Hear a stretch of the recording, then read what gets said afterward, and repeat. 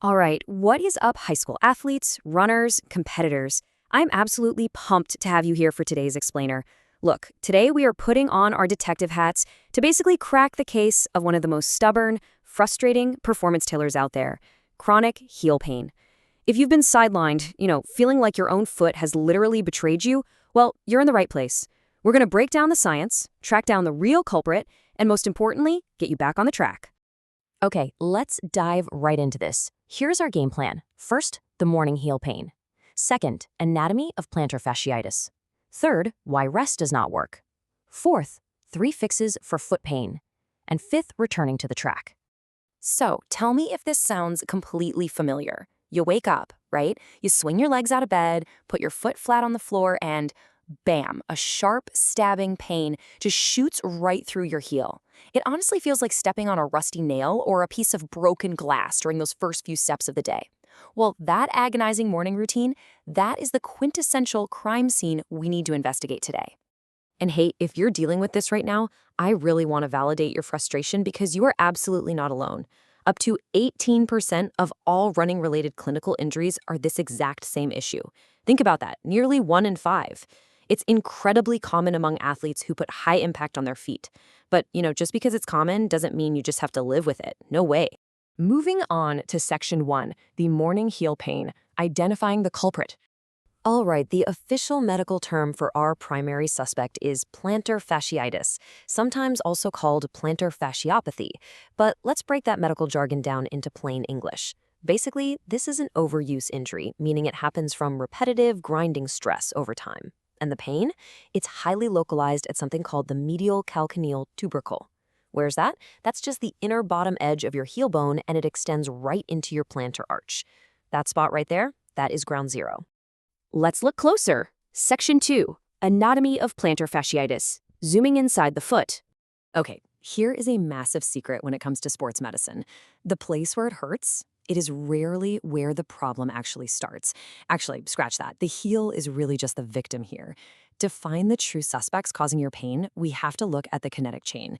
Everything in your leg is connected, like a giant pulley system. Your calf muscles attached to your Achilles tendon, which wraps right around your heel and connects directly to your plantar fascia. So when your calf muscles are super tight, they act exactly like thick, tightly wound ropes, aggressively pulling up on your heel bone and stretching that foot arch to its absolute breaking point with every single step you take. This quote from our clinical sources really brings it all together beautifully.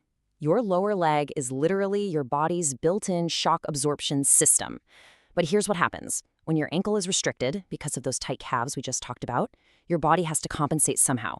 So your foot collapses inward to absorb the impact. We call that movement excessive pronation. That inward collapse puts this extreme, repetitive stress on the heel and the plantar arch during every single stride. Let's move to Section 3, why rest does not work, the science of remodeling. Now, for decades, the old school way of treating a hurt foot was complete passive rest and ice. Just sit on the couch, ice it, and wait. But modern sports science has completely thrown this out the window. It turns out prolonged rest actually causes your tendons and tissues to atrophy. They just get weaker. The new evidence-based approach is all about mechanical loading and tissue remodeling. We literally have to actively strengthen the tissue to heal it. So the absolutely crucial point here is a fancy word called mechanotransduction. Don't let the big word scare you.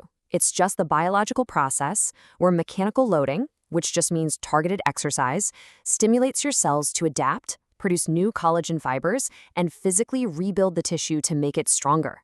Your plantar fascia physically needs heavy loads to organize its cellular structure and actually heal. All right, let's get practical. Section 4, 3 fixes for foot pain, your antidote. Fix number 1 is hands down your ultimate remodeling tool. It's called the Rathliff towel roll calf raise. Here's how you do it. Stand on a step and wedge a rolled up towel right under your toes. Then push up to raise your heel over a slow, agonizingly slow 3-second count. Hold that peak contraction at the top for 2 seconds. And finally, slowly lower your heel below the step for another 3 seconds. This heavy, slow resistance should be done every 48 hours to rebuild that damaged tissue. But wait, why the towel, right? Why not just do a normal calf raise on the stairs? Well, by bending your toes upward on that towel, you engage what's called the windlass mechanism. Think of it like winding up a rubber band around a spool. It pulls the plantar fascia completely taut, and that means when you did a calf raise, you are placing a direct tensile load right on that damaged tissue, stimulating that mechanotransduction we just learned about. It's brilliant. Okay, fix number 2 tackles the upstream suspects, wall calf stretches. We really need to target both the large upper calf muscle, the gastrocnemius, and the deeper lower calf muscle, which is the soleus. You do this by stretching against a wall. Do it once with a straight leg and once with a slightly bent knee. Hold these static stretches for a solid 45 seconds per leg. This is fantastic to throw in after a light run or on your dedicated rest days. Now check out the chain reaction happening here. By stretching out that gastroc and soleus, you restore the critical flexibility in your ankle joint. And when your ankle can bend properly again, your foot no longer has to wildly collapse inward or pronate to absorb the shock of running. So freeing up the ankle stops the downstream collapse of the foot arch entirely. It fixes the root cause. And our third and final fix is myofascial release. Guys, this is an incredibly simple daily habit. Just grab a tennis ball, or if you're brave, a firmer lacrosse ball, and spend just 2 minutes rolling out the bottom of your foot, your calves, and yeah, even your glutes. Doing this regularly provides amazing active recovery, releases all that built-up tension, and keeps that tissue nice and pliable and healthy rather than tight and restricted. Almost there. Section 5, returning to the track, a safe progression. So, you've been doing the prehab. Your morning pain is finally fading, and you're itching to run. Hold on a second.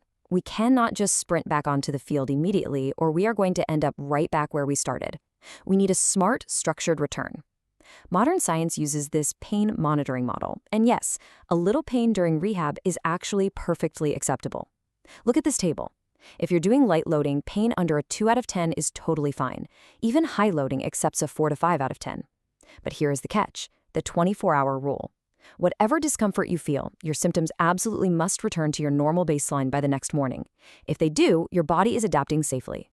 So let's map out how this builds into an actual running progression. First, you have to prove you can walk briskly for 30 minutes, totally pain-free.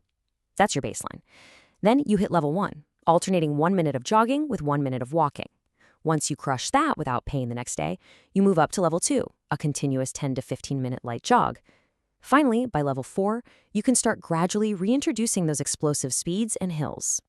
All right, this brings us to the ultimate question. You now know exactly how the kinetic chain works, you know how to leverage that windlass mechanism to your advantage, and you know the exact step-by-step progression to get back on the track safely. The old way of just icing and waiting around, it's over. Are you ready to stop resting and start actively remodeling your body? Take control of your rehab today.